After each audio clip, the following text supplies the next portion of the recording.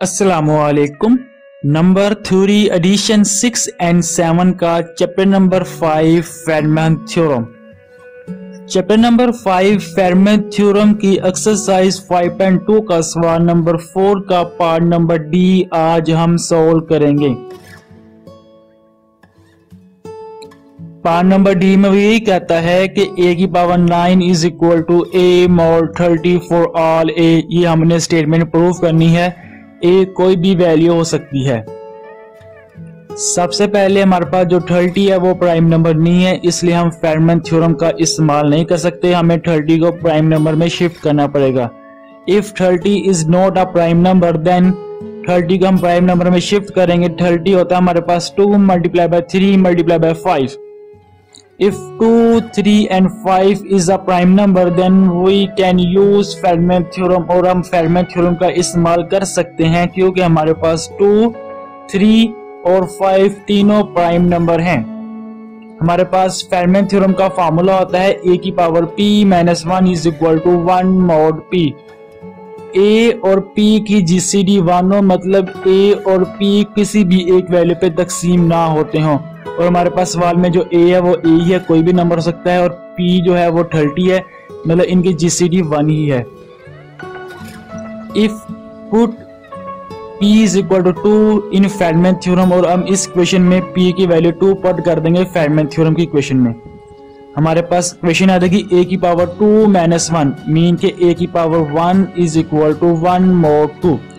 अब हमने a की पावर 9 बनाना है और हमारे पास रिमाइंडर में भी a आ रहा है, तो मीन हमने इस तरफ a की पावर 8 बनाना है, उसके बाद मल्टीप्लाई करके a की पावर 9 बना लेंगे। तो power 8 in both side, a की पावर 1 की whole power 8 is equal to 1 की पावर 8 mod 2। तो 1 a की power 8 is equal to 1 mod 2। मैंने लास्ट वीडियो में डिस्कस किया था, जो हम इस वैल्यू के साथ मल्टीप्लाई, डिवाइड या पावर लेंगे या कुछ चीज माइनस करेंगे, वही हमें रिमाइंडर के साथ भी करना होगा। तो इसलिए हमने वो रिमाइंडर के साथ भी 1 की पावर 8 ले ली थी। हमारे पास ये इक्वेशन आ गई। अब हमने a की पावर 9 बनाना है, तो multiply by a in both side. तो हमारे पास a की power 8 multiply by a is equal to 1 multiply by a mod 2। हमारे पास क्वेश्चन आ गई a की power 8 multiply by a is equal to 1 multiply by a mod 2। तो a की power 9 is equal to a mod 2। ये हमारे पास क्वेश्चन नंबर 1 आ गई।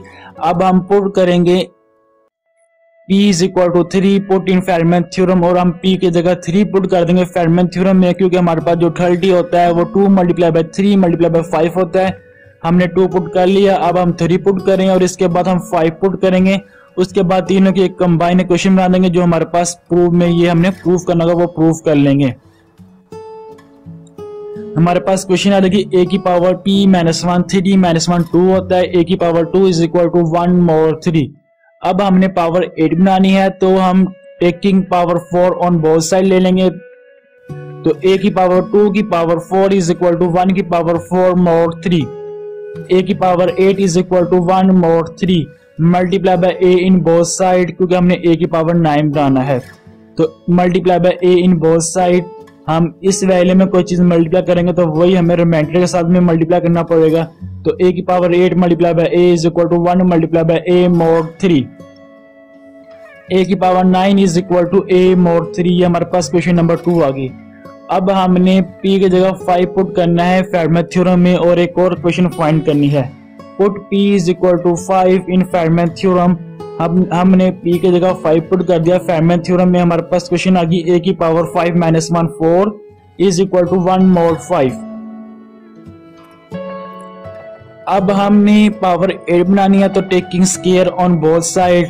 तो a की पावर 4 की whole power 2 is equal to 1 की पावर 2 mod 5। a की power 8 is equal to 1 mod 5 आ गया। हमने पावर टोटल 9 बनानी है, तो यहाँ पे a आ जाएगा, तो multiply by a in both side. तो हमारे पास क्वेश्चन आ गई a की power 8 multiply by a is equal to 1 multiply by a mod 5। a की power 9 is equal to a mod 5। ये हमारे पास क्वेश्चन नंबर 3 आ गई। हमारे पास क्वेश्चन नंबर 1 आई थी a की power 9 is equal to a mod 2। Question number 2 आ गई थी हमारे पास a की power 9 is equal to a mod 3। और क्वेश्चन नंबर 3 आ चुकी है हमारे पास, a की power 9 is equal to a mod 5। अब इन तीन क्वेश्चनों की लेफ्ट हैंड साइड सेम है a की पावर 9, तीनों क्वेश्चनों की, और तीनों क्वेश्चनों का रिमाइंडर भी सेम आ रहा है a और a। अब मैंने आपको पहले ही बताया था, अगर किसी क्वेश्चन की 2 या 3 या n क्वेश्चन हो, मतलब कितनी भी क्वेश्चन हो, उनकी लेफ्ट हैंड साइड सेम हो, उनका रिमाइंडर भी सेम आ रहा हो, तो मीन जो मोड के बाद वैल्यू होंगी तीनों क्वेश्चन की वो आपस में मल्टीप्लाई हो जाएंगी।